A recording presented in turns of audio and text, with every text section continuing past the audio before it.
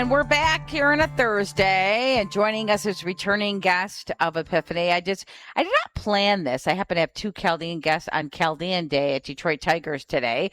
And Omar Binu joins us, returning guest of Epiphany. It's been a while since he's been here, but he's the co-founder of Healing Arts of the Little Flower, a nonprofit offering integrative therapies for individuals with disabilities and trauma. And now Healing Arts Wellness will soon open its doors inside Powerhouse Gym in West Bloomfield. Omar, thank you for joining us and being back here on Epiphany. Hi, Vanessa. Thank you for having me. It just happens to be like a Chaldean Day. I have Bishop Francis today, and it's Chaldean Day at Comerica Park. You have Bishop Francis on today as well. Yeah, he's going to be on after you. So I caught up with him yesterday, actually, at the Rising from the Ashes Eucharistic Conference, the revival, and we're going to air the interview today. So it just happens to be all Chaldean all day here in Epiphany. Awesome. Glad to hear that. Yeah. So, Omar, let's give our listeners a background again, an overview of Healing Arts of the Little Flower. Tell us about the nonprofit, and now that you're going to be opening its doors in West Bloomfield in the Powerhouse Gym. Yeah. So Healing Arts of the Little Flower was started about 4 years ago. And it's actually, that was a nonprofit, and we were originally going to do music therapy and art therapy and whatnot. That is now actually has put on hold. Well, actually, the mission of the nonprofit has shifted. We're looking now to start doing like adaptive sports and adaptive exercises for people with special needs and veterans. So completely shifted vision, from what we had originally started. And okay. So with that happening, so I had an opportunity at Powerhouse to do a for-profit where, we're doing physical therapy, massaging, cupping and stretching.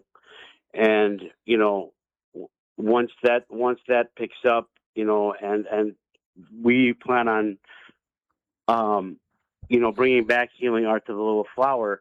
Hopefully, we're looking to have a facility, a gym or gymnasium where we can set up, the equipment for the adaptive sports and the special needs exercises for the disabled individuals and the veterans as well. So, Omar, a lot of changes have happened over the years. Sorry about that. No, it's okay. So it evolves. It evolves through learning and understanding and what people's needs are. But Omar, you yourself, obviously, you've been on the show, and people may or may not remember, but you were born with vision disabilities, and your vision has gotten worse as you've gotten older, and now you've been legally blind, but you've always worked out. So tell us how you have adapted your focus on your health and wellness despite your challenges. Yeah, so I started weightlifting when I was in about 8th grade, and in high school I held powerlifting records at West Bloomfield High School. And after that, after I graduated high school, I took up martial arts, Ishinryu karate, which is an Okinawan style of karate, at Southfield Martial Arts Institute. I studied there for about 3 years. Fox 2 actually interviewed me back in December of '90 for being one of the few blind martial artists in the country at that time. And ever since then, physical fitness, whether it's weightlifting or martial arts, has been a very integral part of my life. And you've never let your vision challenges ever stop you from doing the things you've wanted to do in life, and not just your health and wellness, but you have degrees in communications and English literature, master's in liberal studies in the University of Detroit Mercy. You have started this, Healing Arts Little Flowers nonprofit, and now this Healing Arts Wellness for-profit in West Bloomfield, Powerhouse Gym in West Bloomfield. Omar, for other people who have faced disabilities, what would you say to them? In your experience, what advice or what words of, wisdom or motivation can you share? To be honest with you, I have a saying that I always say to people: either life is going to beat you down, or you're going to beat life down. And what helped me through my struggles to, keep fighting and to keep trying to move forward is my Catholic faith. I've had struggles with my faith, but I've always been a Catholic. I've had the spiritual struggles, and all of my role models throughout my life have always been Catholic. As you know, Tolkien and Lewis. Yeah. I can't think of Tolkien and C.S. Lewis without thinking of you, Omar. I can't. I know I appreciate that. That's a compliment. Yeah, I can't. And of course, Mother Angelica, who I had the blessed, fortune and honor of meeting. She gave you her rosary. She gave you her rosary. Did. Yes, I love that story.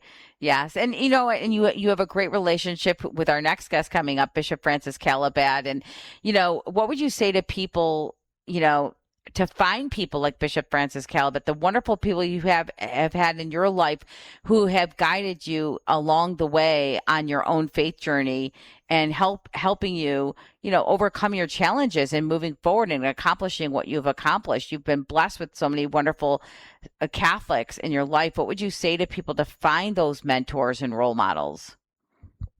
I don't know how much time I have, but I want to tell you the story of how I met Bishop Francis, because I believe that I have been, it's been God's will that these people have been placed in my life. Bishop Francis is one of my closest friends and my greatest mentor. And I happened to meet Bishop Francis when he was in the seminary over at Sacred Heart. I met him in the summer of 1994. I had a spiritual director there at that time whose name was Monsignor Bill Easton, a man who I would dearly, dearly love and miss. He was just a phenomenal human being. And I met Bishop Francis through him. So it's funny because, God placed two phenomenal human beings in my life as guides and mentors, and I met them through each other. So it couldn't have been more fated than that, and as for Bishop Francis, I've said what I have and need to say about him as a person and as a priest. I love him to death, and again, he's definitely been a huge inspiration and mentor to me. Wow, so you met him before he was even ordained a priest. I did not know that. Yep. Yeah. He doesn't remember it either, so it was funny because I had just finished a session with Monsignor Easton, and we went out from the back entrance of the seminary, which it's full of ramps, and he had just finished playing a game of soccer, and he was heading back in, and Monsignor introduced us at that time. So, oh wow, that's the story behind that. Yeah, yep. Bishop Francis Calabat is truly a blessing to our whole community. I just absolutely love. He is honestly a blessing, and I know our team here at Ave Maria Radio has met him a couple times, and I know Dan and I loved sitting with him yesterday at the Rising from the Ashes revival, and we'll share that interview soon. But Omar, what would you say to people in terms of finding a mentor? I know God placed these wonderful people in your life. Do you feel like it was through prayer that they came to you? I mean, what would you say to people about their own relationship with God, sitting in adoration and asking Him to bring people like Bishop Francis into their lives? I think that there's an issue because we have so many distractions. That technology has brought about. And the reason I bring this up is because the answer to what you're asking me is it takes I think you have to be a very reflective person to come to the realizations that, we've talked about today. Mm-hmm. And good point, Omar. The distractions that we have today, they don't allow people to be reflective. Yeah. They don't allow people to be self-reflective. They don't allow people to reflect of the circumstances and people's lives around them, because it's turning us into like computer printers, Yeah. That's Omar. So much information. That's Sorry. No, I don't mean to interrupt you, but you are making such an important point, Omar. I just really want to drive that home because we have lost our ability. Teresa and I talk about this all the time, this lack of self-awareness.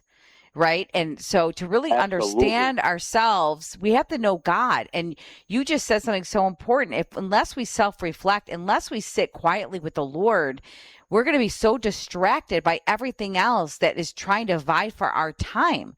So I didn't mean to cut you off, but that really ties into healing arts and wellness, because when you are working out, right, you're kind of close, like relaxing your mind a little bit. You're focusing on your physical body.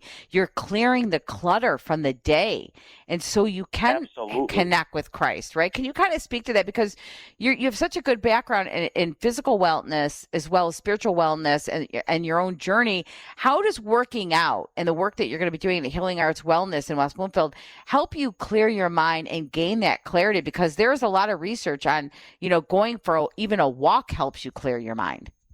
Yeah, absolutely. See, what happens physiologically is that, your brain releases endorphins. And, they start to balance everything out with, in the body so that it does clear your mind. And then the other aspect, like you mentioned, even going for a walk, another thing that people are starting to undervalue more and more because of technology and industry is nature. Oh, yeah. You get out there and go walk under a blue sky. I promise you it's going to do more wonders for you than sitting in a hookah lounge and smoking hookah. Yeah. Or going to Birmingham in a fancy restaurant just trying to appease the crowd, Yeah. Amen to that. People are just losing the sense of all that, I think. Yeah, Omar Binu, you make really great points. Omar Binu today with us. He's the co-founder of Healing Arts of the Little Flower, a nonprofit, and now he has Healing Arts Wellness, which is a for-profit, and they're opening their doors in Powerhouse Gym in West Bloomfield. And Omar, just to kind of recap, you were born. Was it legally blind upon birth, and the vision just got worse as you got older? Because I know it's gotten worse in recent years. Yeah, I'm born with a condition called retinitis pigmentosa. Mm-hmm. And when I was born, I did have some vision. When I was younger, Vanessa, if you remember the Atari 2600. Yeah, oh yeah. Pac-Man and Pac-Man and all that. Yeah. So I used to be able to play all that, play all those video games, and I was pretty good at it too. Mm-hmm. But my condition is progressive, so as I got older, I lost most of my vision. Now I can only see very, very bright light. Okay. Yeah. Okay. Mm-hmm. So, and then like that took its toll, and that really was what, caused a lot of the spiritual struggle over the years, and it's also ultimately what helped me, find God with my own eyes, no pun intended. Yeah. I love it, because we see with our heart. Omar, God is seen through our heart, the soul of our heart. Omar Binu, how can we reach you? How can we find out more about you, Omar, and all the work that you're doing? Oh, so right now they can, I had a website. I haven't really, it might have actually even come down, but right now they can visit HAW-MI.com. So that's Healing Arts Wellness MI.com. But the HAW stands for Healing Arts Wellness. But the site itself is HAW-MI, which is Michigan.com. Great. HAW/MI. I'm sorry. Say that again.